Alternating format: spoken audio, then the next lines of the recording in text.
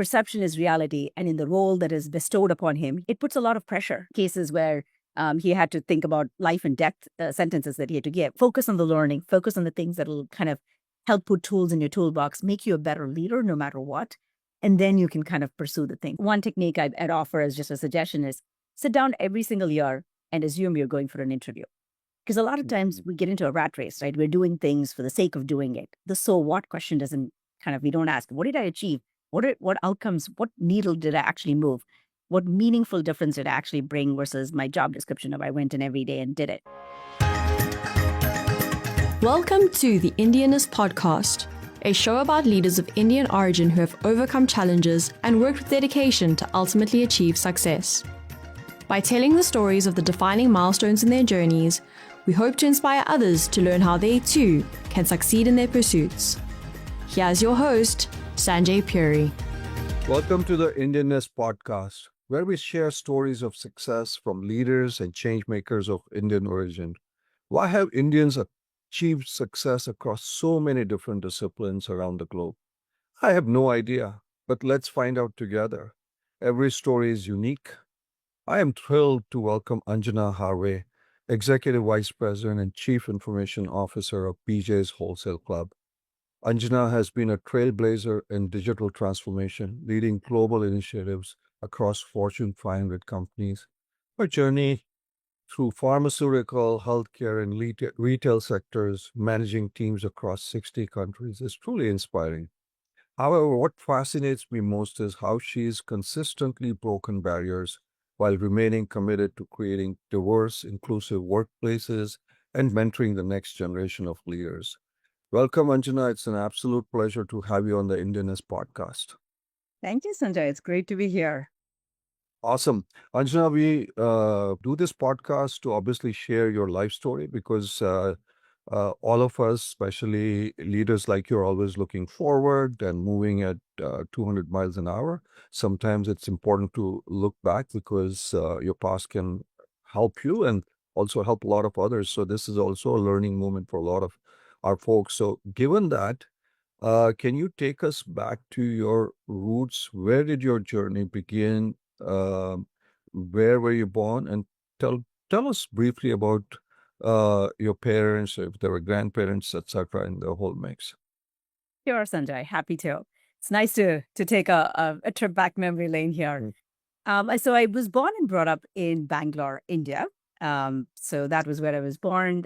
Lived there for a number of years, but my father was a judge, so he was in the judicial service, and so that got us to move a lot. So even though I was born, spent the initial formative years, a couple of years in Bangalore, we ended up initially traveling through through Karnataka because that was where my father was a judge initially, and so we went to places like Dharwad, Mangalore, Mandya, so kind of traveled around, and then later he became a High Court judge in Mumbai. So we ended up going to Mumbai and spent another few years there. So early part, as I reflect back, wonderful memories of kind of being really close to the family. I think moving got us to be that sort of close-knit family because we were away from the extended family in Bangalore. Had only one brother. I only have one brother. So again, fairly small family there. And my grandparents, so unfortunately, my father's side, my father's father passed away very early. So I didn't get to know him. He was a freedom fighter, really did a lot. So it kind of the history sort of really helped me as I was growing up to learn about our heritage, the importance of our culture. All of this really came quite strongly from that part of the family. And on my mother's side, my grandfather, whom I got to really get to know him, and my grandmother as well, a lot more. Really, I would say, huge influence in my life in kind of really helping us and pushing the barriers of how do we leverage and learn from one another? How do we start to give the right sort of importance to helping women grow? So he was a huge proponent of kind of, and a huge supporter, I would say, of helping in those days. It wasn't as common. And so even when he was growing up, he was a huge supporter of women. And so listening to all of that, I think really had a big influence on me as I was growing up. Well, fantastic. A lot to unpack there, Anjana. So first aspect is you moved a lot within Karnataka. I'm relatively familiar with a lot of those places, having spent a bunch of time there. So when you were moving around, were you changing schools and building new friendships? Now that can be exciting and it can be also challenging because you leave old friends behind and old uh, circumstances behind and move to new places, even though children are generally quick to adapt.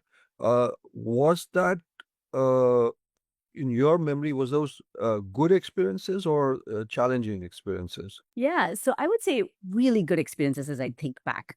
Now, certainly Mm, there's a little bit of a loss of continuity and kind of being in a place, Sanjay, right? When you stay in one place for your entire high school or middle school and high school, if you're in one place, you have very deep friendships. So mm, I did give up a little bit of that, but I think I made up for really getting to know so many more different people that I don't think I would have had the mm, opportunity to get to know if I hadn't actually moved. So and I did keep some of the friendships as I went along. So it wasn't like it was brand new friendships every single place. mm, So I think it taught me a lot. And it's interesting you asked me that question because if I fast forward our life, and I know we'll touch upon this, I have mm, two kids, and we've moved a lot in the US as well as, and so my kids have had a very similar sort of mm, experiences of moving, and I've seen it both through my own lens as mm, well as my kids. And I would say it's really helped them as well. I think I've seen it maybe more. I'm self-reflecting on my own career now or my own experience. But as I saw it through the lens of my children, I think it taught a lot about how do you sort of enter a new place and be confident in yourself? How do you make new friends? How do you enter sort of um, environments and kind of being able to thrive in those places? So I think it taught me a lot. I think I gained I would argue I gained more than I lost perhaps in kind of staying in one place. But mm. I do think it had a pretty significant influence in shaping who I am and how I've kind of continued in my journey. And I think I see that same exact experience with my kids as well. So that's an important point for our listeners, because they sometimes you have to move to a new place Mhm. on a personal basis, or sometimes you have to move to a new company or a new work environment. Yeah. When you now you've done this as a child, and you're saying you've done it also professionally. What does one need to kind of, from a mentally, emotionally, uh, have that you can have a successful transition? Because let's just take schools. Hmm. There are already cliques that are there. Okay. Right. Yeah. And teen years can be very, very difficult to kind of break into those cliques.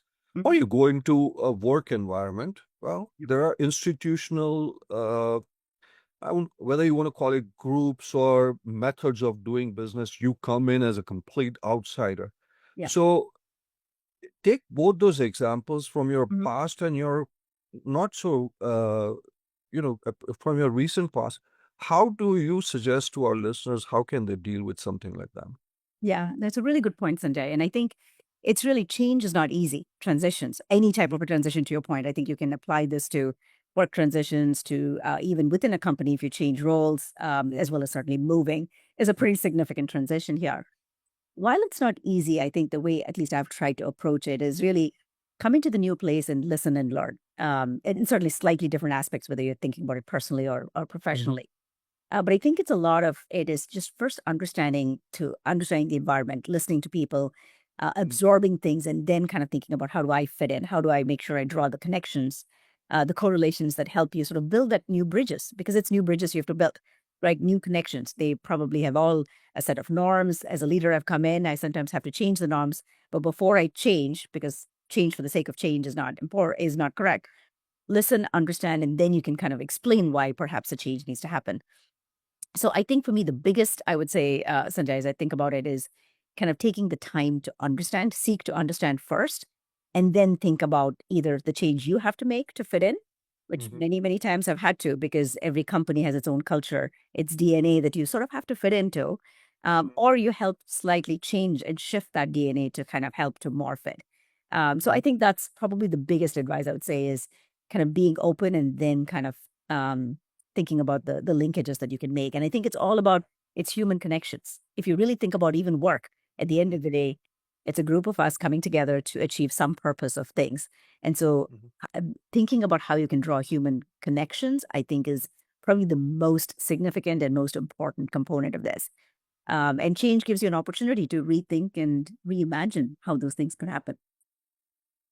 So, Anjana, for our listeners, what you're saying is listen and learn, Yeah. and then build human connections so that you can then, when you do make those changes, the change management becomes a little easier because, firstly, you're making data or right decisions based on your listening and learning, and not just because there are leaders who go in and say, let me just break things to set Mhm. a tone and a message. And what you're saying is that probably is not the best approach. Yeah. Those are very good lessons. So, again, we'll just go back to your past. Mhm. The other thing is, dad was a judge. Mhm. Uh, you know, that is a pretty, firstly, it's a very high esteemed profession. There's a lot of people who, pay respect to them. Mhm. Was the house full of people who wanted to see him, engage with him? And then how was he in, did he have time for you in terms of your, whether it's academics or other things, etc.? Tell our listeners a little bit about that. Yeah, no, absolutely, Sunday. So I would say really, it's being a judge, especially in India, and for folks who are perhaps listening and seeing the U.S. judicial system, comparing it to the Indian judicial system is a little bit different. There is no jury in India; it's really the judge. So it is a very important sort of role because you're kind of sitting in judgment of whatever the case may be, a very public figure. So definitely, you're right. That came with a lot for my father from kind of being known everywhere and limelight. And I think it taught us a lot as well, Sanjay. So my father, while he had that highly integrity, I think was probably, I don't think I've ever come across anyone with a higher integrity than my father. Mm. And for him, he always said this, which has stuck in my mind. He said, perception is reality. And in the role that is bestowed upon him, he's just a custodian of that role that he was taking. It puts a lot of pressure, especially for sort of cases where he had to think about life and death sentences that he had to give, right? So there are some simpler cases and more Yeah. complex ones.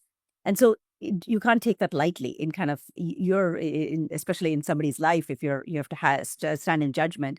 And so for him, it was really, you have to do the right job. You've got to make sure perception is reality, that even if there's an inkling or people think or feel that there may be a bias here or that you have a connection, even though it's not reality, it doesn't matter. And so growing up, he really felt he had to make sure that he was not in any shape or form, even if it's attending a, a a function where there might be somebody out there. He's like, it had nothing to do. Like he was obviously highly above the line. But he said, I don't care. I don't want anyone to ever connect any dots to be able to say it. So it brought some level of, while he was a public figure, we sort of really had to think about how we had our social life or what we could do socially. And so it taught me a lot in kind of just observing, seeing, and watching him and how he did it, and did it in a fantastic manner, and well respected in the community of how he did it. Was a great influence, I would say, as I looked at it. And you asked me a question of, did he have time? And so yes, he was really busy. But the one thing I'd say, if you ask me, what did I learn from my father? Another thing is about the amount of time and care he gave everybody in his life, whether it's his family, whether it's somebody very junior in the courthouse or somebody really senior. He took care to get to know each person and genuinely cared about them, knew their name, their family. And you could feel that everybody loved him and knew that that connection was there with him. And I felt the same being his daughter, and kind of how much he took the time to get to know that. So huge influence in my life, and kind of how he role modeled the behavior that I think, a lot of it was role modeling. I don't think he actually taught me a whole lot of this in sitting down, but I could observe and I could see the value that he was bringing to the world around him, and how they respected it. And that was a pretty big influence.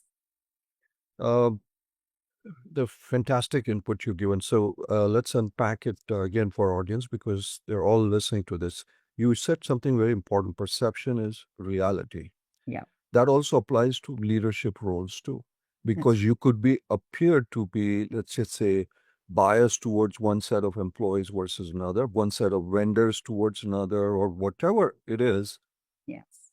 What did you take from there, and how are you doing it, and what are your lessons for our listeners in terms of, because leadership puts you also in those kinds of roles, and there are ethical bounds, but Mm. perception is the biggest bound that exists. So Yeah. tell our listeners a little bit about that from what dad kind of taught you. Yeah. You're absolutely spot on. I think as leaders, whether we know it or not, whether we think people are observing or not, we are being observed. And we are role models, a good role model or a bad role model in the end, right?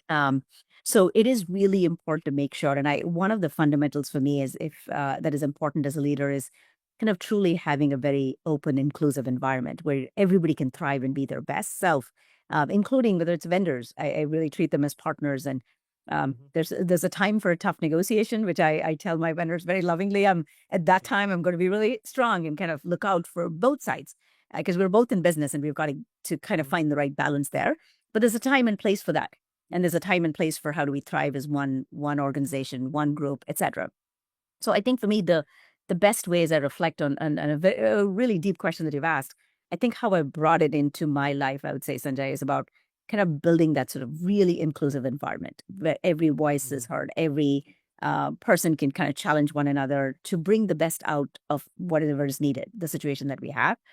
And that allows us not to be sort of biased to one group or the other, right? So that back to the perception component of people are watching and saying, do you think this particular group is more important than the other, or why are you doing it?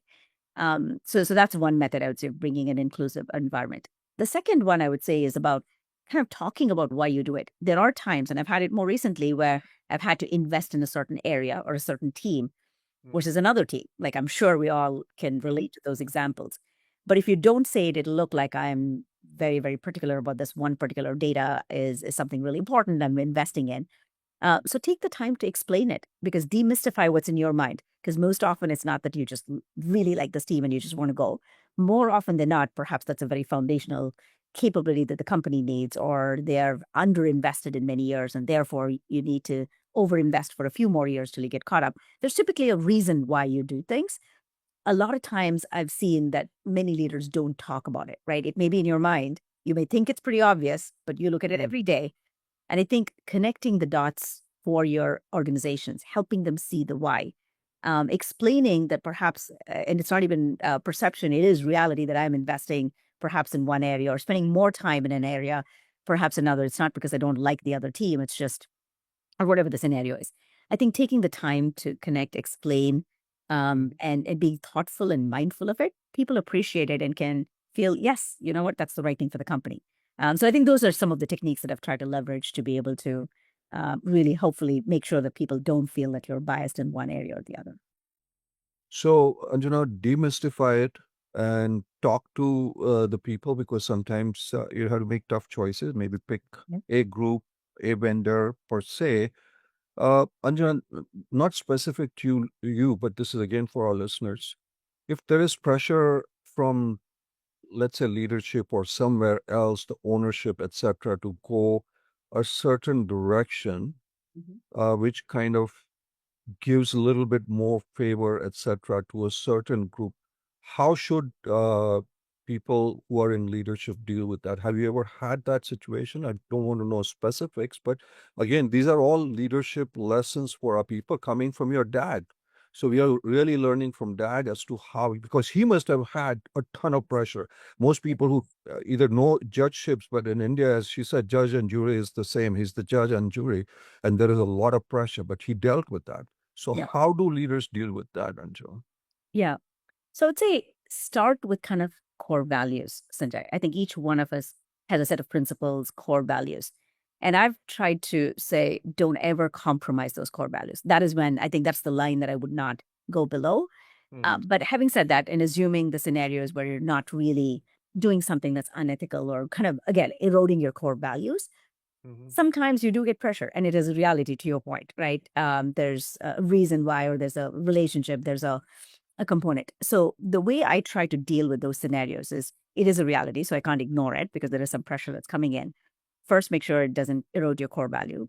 Second, try to see if there's a way that you can still be able to not not listen to that individual or kind of the pressure that you're getting, but try to put a fairness component to it so you can bring the right people and help that person understand that in the end, it'll be a better outcome to be able to kind of put the rest of the the vendors in this case, or whatever the scenario is, through the same lens. So kind of try to explain to them how it'll be beneficial for both them, their vendor perhaps, as well as the community, and try to bring that level of fairness as much as you can. In some cases, it may not even matter because it's not such a big deal, in which case, fine, maybe there's not a huge amount of, so learn how to figure out if it's the big rock or the small rock. Is it a very meaningful thing that you really have to fight for and make sure? But do it in a way to explain influence. So because if you just reject it, it's not going to go well for you, perhaps, right? Maybe it's your boss or someone else who's giving you that sort of feedback. But I do think if you take the time to sort of understand all of the different stakeholders, kind of thinking about how do I convince and influence them to bring some level of fairness, I think most times it really works out. And if it's really, really bad, then you walk away from that situation, as I said. But a lot of times I think it requires a lot of strategic thinking process. Without that, I think you feel trapped. You feel like, oh gosh, I've got to go do something. So don't let that happen. It's all a set of moves that you have to think through, strategize, give up a little bit, give in. So there's always give and take in life. There's nothing perfect and that you can always construct. But I think that's the way I would approach it. So, listeners, Anjana has talked about some very important things. One is you identify your core values, your North Star, and stick to them. And then obviously figure out what is the fairness angle here. And then also decide if it's a big rock or small rock, because some things might not be as relevant to kind of fight on. So those are fantastic inputs. Anjana, I want to go back to your dad. There's something you said very important, that he made time for everybody.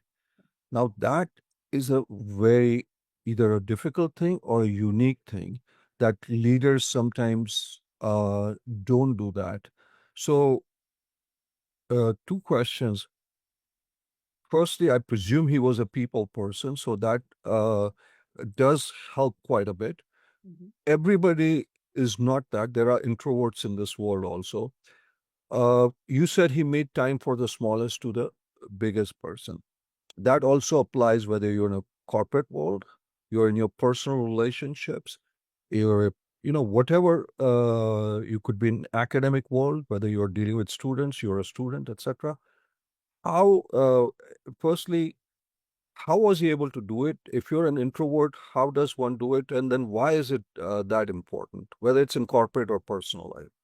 Yeah.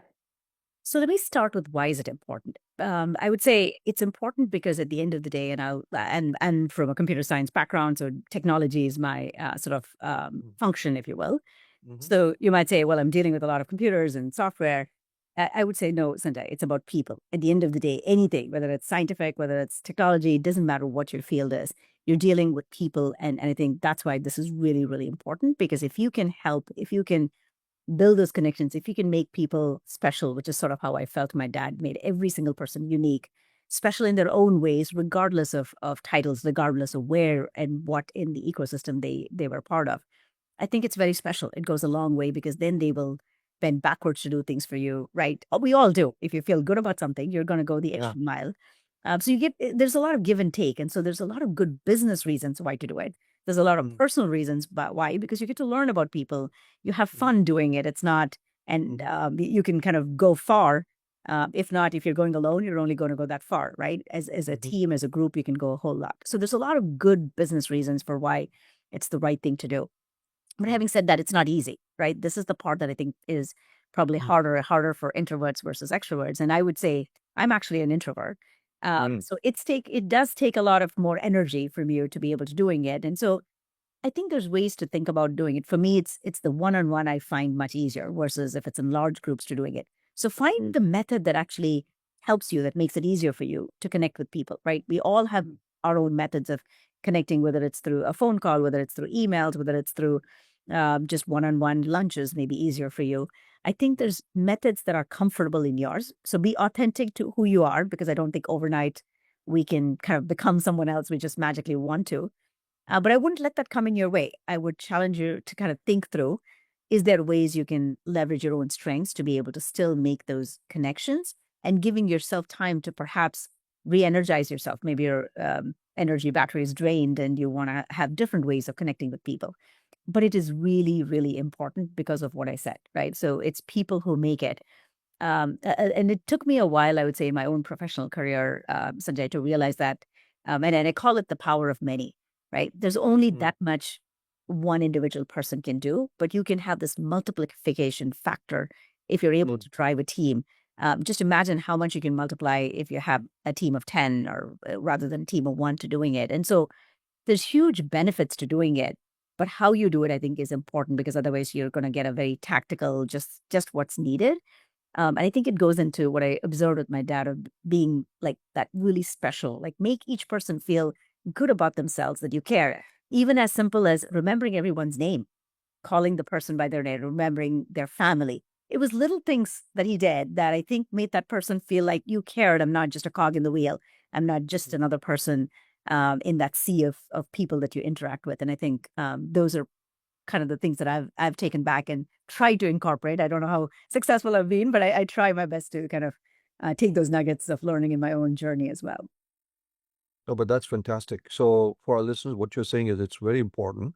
Uh, Everybody has their own way of doing it. As if you're an introvert, find the mechanism, as you said, maybe it's one-on-one, but take the time in getting to making that each person feel special. You know, there was a saying that Bill Clinton had a unique gift that when he talked to you, it felt like you were the only person in the world that mattered to him, and that's his and was his special gift.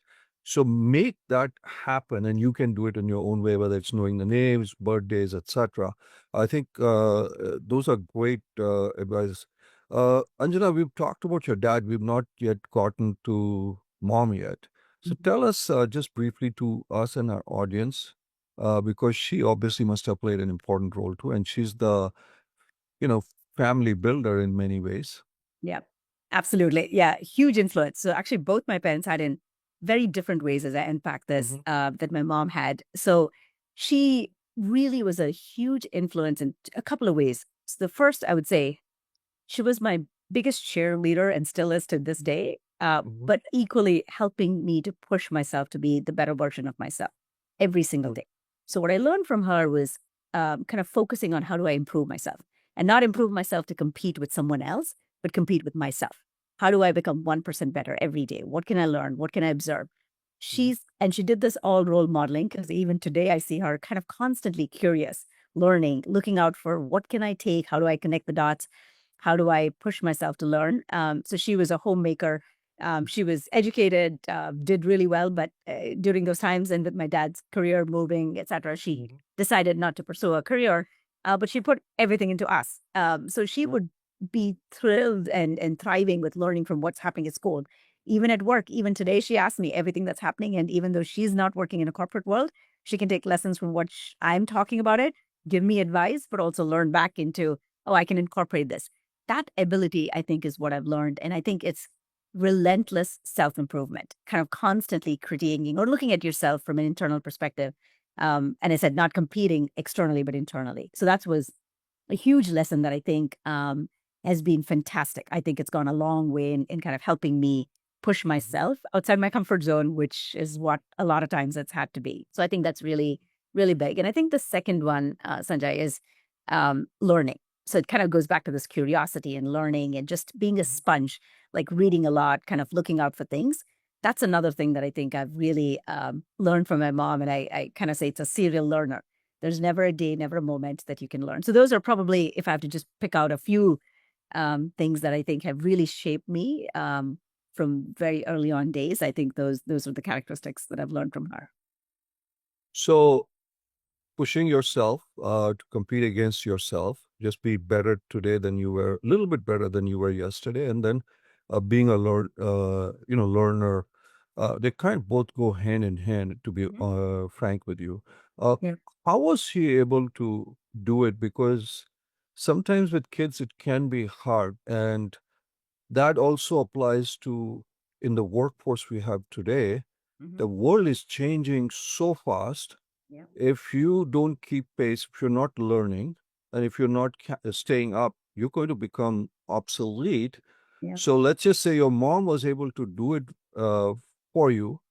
Now we have moms and dads who are listening. How was she able to kind of, get that message to you. And there are managers, leaders who are trying to say, hey, I want my employees to invest in the most important thing, which is themselves, because that's your biggest asset. So how was she able to do it, and how have you taken that lesson with what you are doing? How do you keep up? How do you get people who either work with you, for you, to kind of do that? Tell our listeners a little bit. Yeah.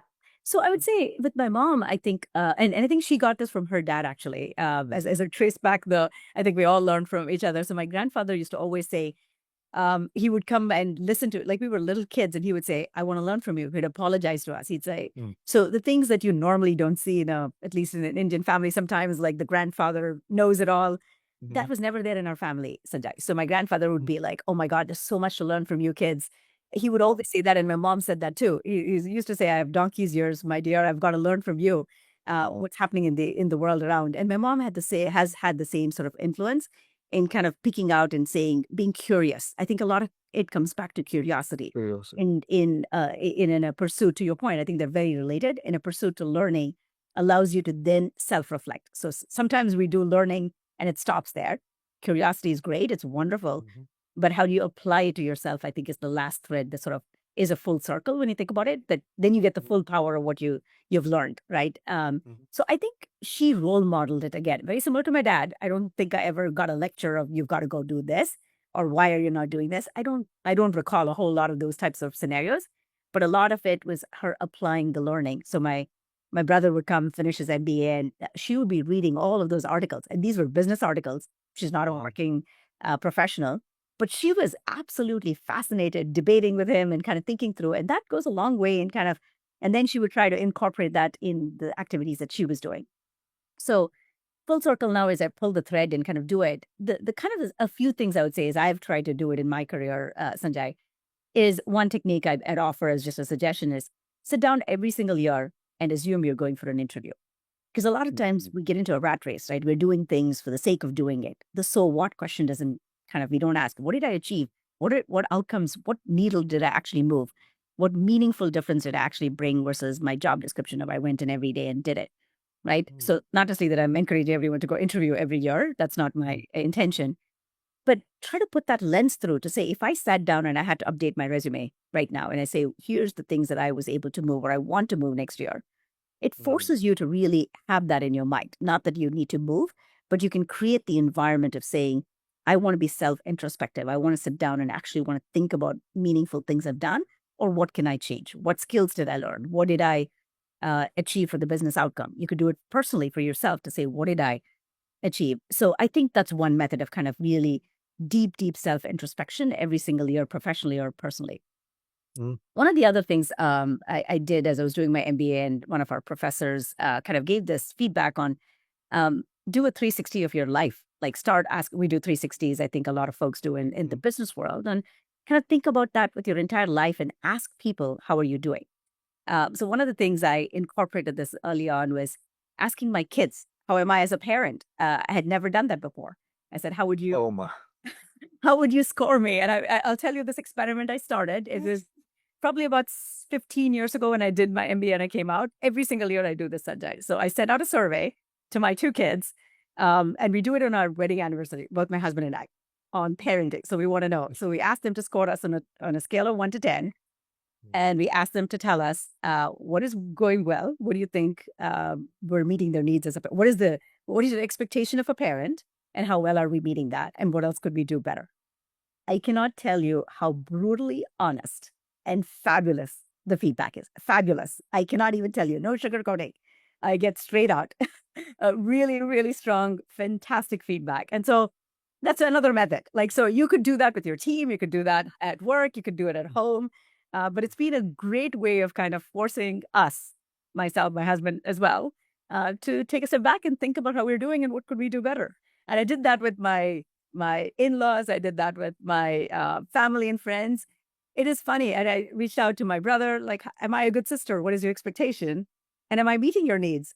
And I realized we never asked that question. I don't, at least I had not. I don't know about you, but I had never actually asked that question to actually get a real response that told me how good or bad I was meeting expectations. So anyway, those are a few ideas to kind of get things started off. Wow. I'm afraid to ask that question. That's my problem. So, but because as you said, kids can be brutally honest or sometimes very brutally honest. So I'm very, very afraid to ask the question. But I think you're touching on something, two very, very important points. One is, an evaluation, as you said, at the end of the year, as if you're going for an interview. That's a great idea because what happens is you're in this position for year, 2 years, 4 years, 5 years. It kind of, I wouldn't say get in a rut, but you say, hey, man, I achieved this and I put my strategic plan together. Whatever, if you're an academic, because our listeners are academics, they're students, etc. But to really, what you're saying is, if you were to go in for an interview, kind of in an interview, people say, don't tell me what you did, what did you achieve? Yeah. It's not, they don't want to know the activity, they want to know the results. Yep. So what you're saying is put that down because a lot of people don't, like, have never done their resume for years and years and years. But that's a fantastic, but then you have to be critically objective about yourself. That's the hard part. That is the key. Yes. Yeah. Not just for the sake of putting down a foot. This is not just updating your resume for the sake. Resume. It's really pushing hard to say what meaningful difference did I actually deliver this year that I had achieved across all of the different spectrums, and being truly exactly to your point, Sanjay, being critically honest, but using that framework as a method of asking yourself the questions, right? Not necessarily, because those are the real tough questions that people are rightfully looking from the outside to say, what did you actually, how did you move the needle? That's what at the end of the day is important. So what does one do with that? Let's say I did my resume and I find that I did great in this area. I didn't do so well in this, and I really sucked in this area. What do you do with something like that, Anjana, for our listeners or for this listener? Tell me, what should I do? Because your end is coming up soon, Anjana. Yes. Yeah. I would say it's a great way. First, it's good. Self-awareness is step one of any process. And step two, to your point, is to really think about, okay, what am I actively going to do differently? And what are my goals? So you'll be more sharper about the goals you set up for next year, because now that you know you're going to try to self-evaluate, no one else needs to see this. It's just you alone kind of driving this and pushing yourself, right? You're going to put a better set of goals together. You're going to say, I'm going to intentionally work on this area that I probably don't spend enough time with my customers, or whatever it may be that you're discovering as you go through this process. How am I going to meaningfully change that? So it forces you to hopefully continue. It's a continuous improvement in my mind. There's never an end. There's never good enough. It's never great. Like, right, you can constantly say, what's my next frontier? Even if you had an outstanding year, it may help you to say, what's my next tier that I want to get to, right? What does great and outstanding look like? So I'd say either way, I think it's a really good way to be self-aware, but B, it gives you the tools to say, how would I start planning better? Because a lot of this is planning. To your point, many times we just fall into the rat race that happens, right? Yes, that is a part of our jobs. That is a rat race. That is kind of, you have to get along. But I think planning and being thoughtful about what you want to achieve, what gives you the happiness, what gives you the satisfaction of what you want to get done, it's very, very informative and kind of good planning, I would say, for the next year. No, that's good to hear. So it allows you to plan, allows you to change what you need to do for the next year that's coming. But you're doing this evaluation at the end of each year, right? Yes. So personally, but with the kids, we ended up picking our wedding anniversary. Wedding anniversary. Yes. So we do that at a slightly different time. But that's also a great reflection to say, what can we, and you can ask our kids. My husband and I have both changed quite significantly, taking the real feedback. Really? Yes. So just coming to that point, because I find that so fascinating, and it's not just children. You asked your friends, you asked your brother, etc. I mean, obviously, I understand from the children's standpoint. I'm sure a lot of them, like me, are afraid to even ask their children. But you take that input, and then you want to change yourself, change your circumstances, change behavior. Have you done it with your friends? Have you done it with your colleagues in any way? Yep. So definitely, I have. So I did it in even a fairly formal process. With the kids, it's a formal process. So I actually have written feedback, so I can go back and I can't actually just say I winged this, right? So actually, I have scores and I've You gone. use Survey Monkeys. You use Survey Yes, Monkey. I did a version of it. Online. Except when the kids were. So I started this when my son was like 6 and 7, and you may think a 6-year-old cannot answer such questions. Obviously, he didn't type it in those years. I was transcribing and capturing the notes, Mm, but it is so insightful. My 6 and 7-year-old, it is amazing the feedback they gave me in their own words. Obviously, not as super polished as perhaps the words they give me now that they're much more grown up. mm, But it's as insightful still as this. So anyway, so I think the formality sort of helped. I don't think I've kept the formality with my kids a little bit as in the process. With my other relatives, it's not been or colleagues, it hasn't been that formal since the time I did it as part of my MBA course. But anyway, but I still kind of keep that reflection in my mind. I did it as my 10th year anniversary. I did another formal process. So kind of whatever works for you, you kind of think through. But I think it's more the act of kind of asking. What I've many times you hear this even at in businesses.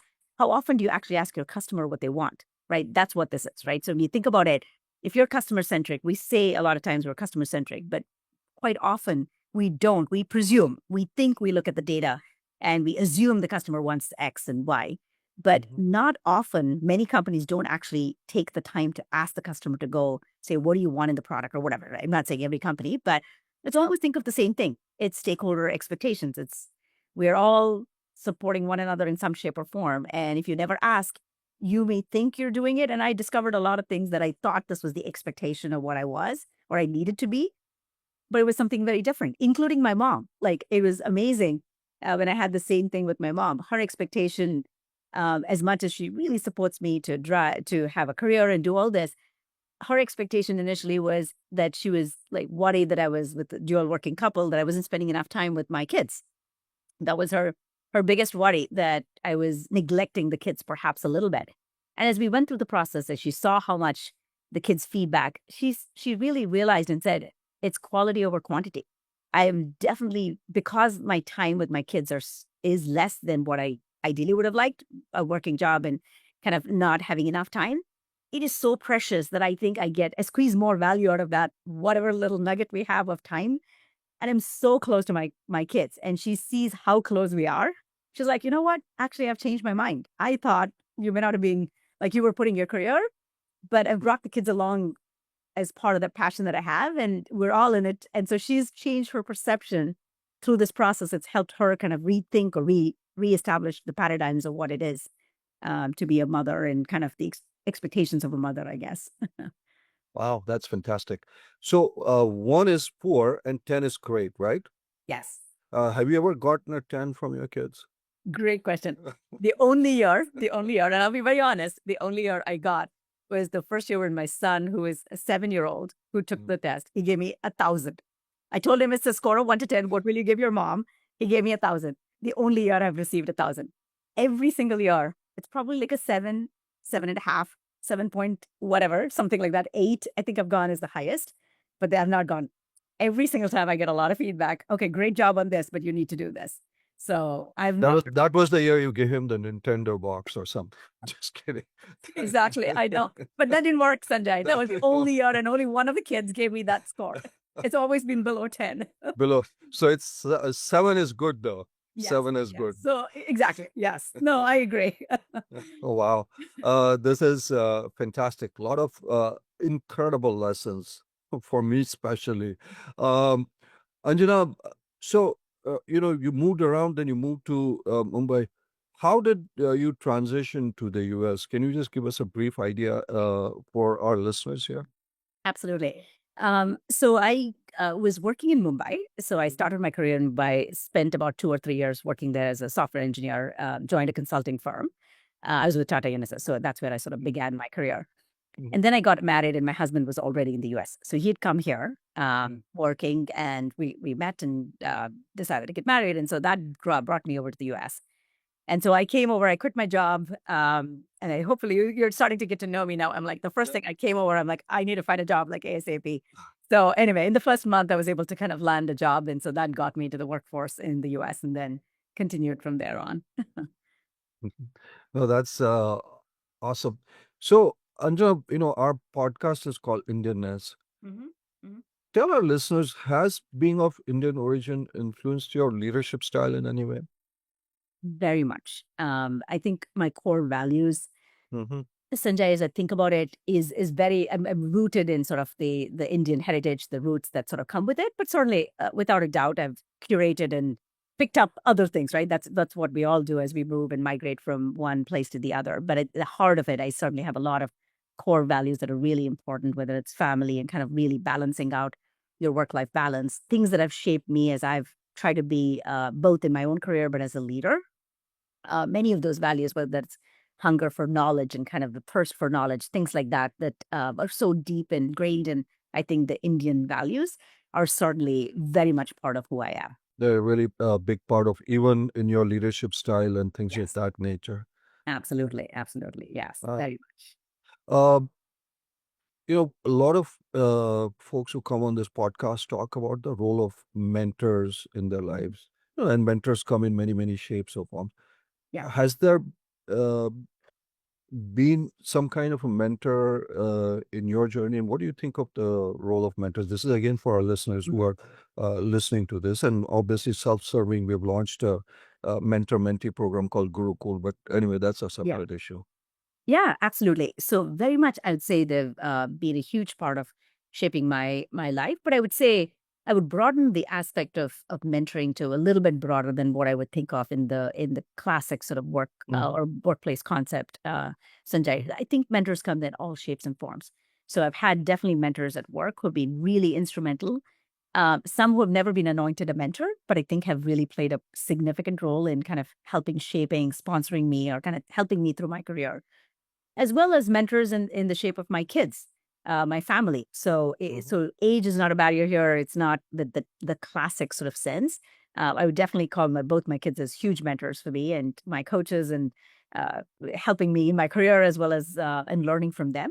But it's Mhm. equally, I would say, mentors who have kind of really helped shape me at my early parts of my career, looking out for, I would say, maybe recognizing things in me that I didn't see myself, giving me the opportunity to be able to kind of say, let's go try this out, or we have confidence in you. Early part of my career, I remember one a mentor there who again really pushed me and helped me get my first sort of management role and having the confidence in me that I could that I think I was not so sure when he reached out and I said I second guessed myself for at least the night and slept over and I kept talking to my husband on am I being a scapegoat here? Or is this a good place for me to go raise my hands? And I'm glad I did. And I think he saw something in me that I didn't see. And I think that's been very, very helpful.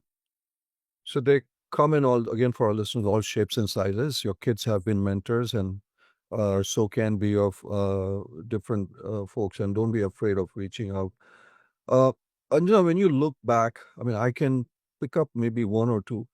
Can you identify everybody's life has some key inflection points which, shaped their journey? It could have gone this way, it could have gone that way. Can you, just identify maybe one or two or three, because we then let's just find out uh, how you made those decisions and what, uh, looking back, were they right, etc. Just briefly. Yep. So I would say I'll pick a couple, Sajay. So the first one was a few years ago. I think, like many, I sort of had this impression of a career ladder. Like I've got to go one step Mhm. after the next, and if I do well, let me pursue the next. It was just sort of very singular in my mind. Mm. And so a few years ago, I was trying to apply for a job. It was an external CIO role that I was trying to apply for, and it was my first CIO role that I was trying to apply. And the board, when they interviewed me, it all went really well. And finally, they said the one thing that seems to be not missing in your portfolio is cybersecurity. And like it was important. It was several years ago that I didn't have the depth of that knowledge. I was came sort of from a Yeah. different track, and so it gave me a lot to think. And then so the next time I got the opportunity at my current role, company that I had, I raised my hand and took a sort of a lateral move to go very deep into a security area. Uh, Mm. Very much outside my comfort zone because I was not a cybersecurity person. I was not going to go deep in. But it suddenly made me realize, Sanjay, on kind of it's a lattice, not a ladder, right? So you've got to collect experiences in your life and not be very singular focused. The outcomes Mm. do come. Like focus on the learning, focus on the things that'll kind of help put tools in your toolbox, make you a better leader no matter what. and then you can kind of pursue the thing. So that was a very pivotal moment in kind of reflecting, helping me reshape the thinking of what I had and kind of allowing me to think about my career in that way. So that was, I think, one. The other one related back to sort of work-life balance. And so I moved a lot, as I think I mentioned to you, with our family. And I was getting my first public CIO, public company CIO role. And the kids we were in the Boston area, and my daughter was in 10th grade. And so for the first time, I would say, even though I'd moved the family around quite a bit, we decided that didn't feel right to have a 10th grade or to daughter kind of move. And so I said, I'm going to give up this role. And my kids pushed me, actually. They were the ones, and my husband as well. Couldn't have done anything without him or the kids. They pushed me and said, no, we can figure this out, and you can do it, and you can be a traveling mom. And so I did sort of more a consulting Monday morning to Thursday nights and Friday nights commute. And so that was a very pivotal moment in kind of having sort of my kids and my husband push me into kind of saying, yes, we can do it. We can navigate any circumstances. There's ways to solving things. So it doesn't need to be black and white. Either we move or we don't move. You pursue a role or not move. Yes, did it put a lot of burden on us? Yes, it did, without a doubt. But there's ways to navigate it. So that was another inflection point in kind of thinking about how I navigate these. So those were two. And maybe the last one I would say was really shifting my career and going from a lot of pharmaceutical that I had to my most recent role where I am right now is completely switching industries and kind of taking a bit of faith and kind of looking for the fun and excitement and learning something different. So that was another sort of an inflection point and deciding which trajectory I go in, where I move things forward. Oh, fantastic. So several learning points. You said, don't be afraid of learning something. You didn't get the job that you were looking for, so you went lateral to learning about cybersecurity. That was a little bit of a risk. You could have just said, hey, I'm good, I'll keep going. But so learning, which is a core thing that you said, self-learning becomes very, very important.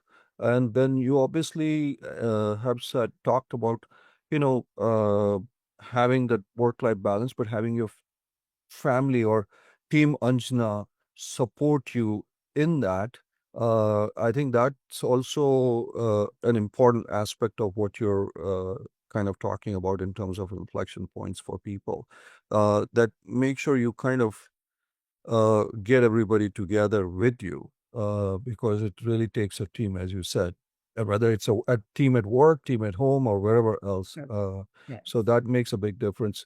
Uh, Anjana, has the definition of success for you changed over a period of time? I mean, now when you look back, uh, uh, coming out as from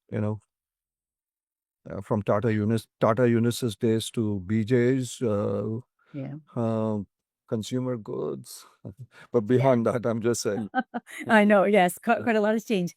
Great question. I don't know if it has changed. For me, success, Sanjay, all along has been kind of focus on the outcomes, kind of feel good about, am I making a difference? And a difference does not mean to be, I'm saving the world and I'm producing a drug and do it, right? It could be little differences, little steps that you're taking is sort of how I've always anchored myself into kind of feeling that's the sense of happiness that I get, that I've done something that I feel nobody else needs to know or whatever, right? That's not the criteria. It's sort of how I find happiness in what I do. And when I go to bed, did I try to make something different from what I've got? I don't think that definition has actually changed. So I think that's in general. Perhaps the outcomes are 100% very different. Different. There's no doubt. But I think the fact that I'm content and happy versus just pursuing something for the sake of like a title or have I eventually achieved those? Yes. But I don't think just for the sake of it, I don't think I've ever kind of felt it. I think that I think has stayed consistent throughout my life. Oh, that's very important. That's great. Consistently making, have I made a difference? I think that's what you're saying. Anjana, I could go on for hours and hours with you. There's so much to learn. We'll need to get you back. But at the end, we do this lightning round of questions, just some fun stuff that gives our listeners a little bit of maybe a personal insight into you. Yeah. So, one word answers. You ready? I am ready. Okay. Okay. Remote work or office work? Office work. Okay. Strategy or execution? Strategy. Data or intuition? Data. Books or podcasts? Podcasts. Morning person or night owl? Night owl. Fiction or non-fiction? Fiction. Okay. This is a question we ask everybody, Anjana, because our podcast is called Indianness. Yeah. A definition of your definition of Indianness. My definition of Indianness. I would say being family oriented. If I had to pick one word, I've got a couple of different aspects of being Indian, but I think for me, the family is the center of everything. Family is the central. Yeah. Great definition. This is going to be a little hard one. Tell me one person, not two, who's been the most influential person in your journey. One person. I have a feeling I know the answer, but I want to hear it from you. My mom. Okay, I thought so. And then Nike has their tagline called "Just Do It." What is Anjana's tagline? My tagline. What a great question. I would say, imagine the possibilities, seize the moment. Oh, imagine the possibilities and seize the moment. I love that. Anjana, finally, for our audience, can you, based on this conversation, one specific action item you'd recommend to our listeners who are aspiring leaders? I would say one thing, if I have to say, I would say take risks, find your passion, and go stretch yourself. You'll do amazing things and you'll be happy in life. That's, for me, the definition of success is about how happy one can be. And I think don't limit yourself. Be limitless in your thinking and push yourself. Take risks, find a passion, and be limitless. Yes. Wow. Thank you, Anjana, really for sharing your amazing journey with us today. Your story really exemplifies how Indian values and global perspective can create transformative leadership. And to our listeners, remember that success comes in so many forms, but staying true to your roots while embracing change is what truly defines the Indianness impact globally. So join us next time on the Indianness podcast as we continue to explore more inspiring stories from our community. And don't forget to subscribe and share this episode with fellow change makers in your network. Anjana, thank you so much. I might take up in sending out a questionnaire to my kids, but I'll phrase the questions in such a way that I only get a 10. No, I'm just kidding, but thank you. We're going to compare notes. Yeah. Yes. Absolutely. Thanks so much, Anjana. This has been fantastic. Thank you, Sanjay. I really appreciate this opportunity. It's been a pleasure talking to you and kind of taking me back down the memory lane. It's been fantastic. Thanks again. Thank you. Thank you for listening to the Indianness Podcast. If you enjoyed this episode, please leave a 5-star review and subscribe to enjoy future inspirational stories.